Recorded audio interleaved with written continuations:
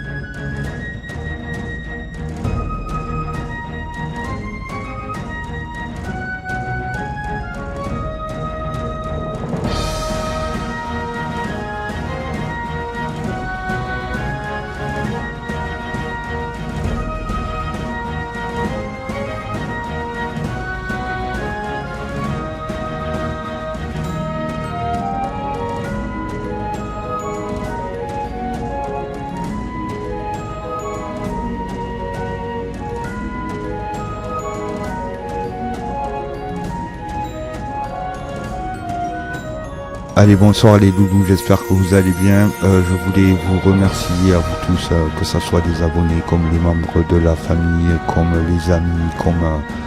voilà, je tenais vraiment à vous remercier. Et je vais remercier vraiment une personne en particulier qui m'a référente au CMA. Donc voilà, je voulais remercier Elsa, car c'est elle qui me donne vraiment un œil sur mes vidéos. D'ailleurs, voilà aussi pourquoi j'ai refait la vidéo de cette chapelle, parce qu'elle méritait vraiment d'être refaite. Donc voilà, je tiens à remercier toute cette équipe-là, car c'est vraiment mon projet professionnel d'être dans la vidéo et la photographie. Et je peux vous jurer que c'est compliqué. Merci à vous tous. Prenez soin de vous, des vôtres, et je vous embrasse fort. Allez, bisous les doux.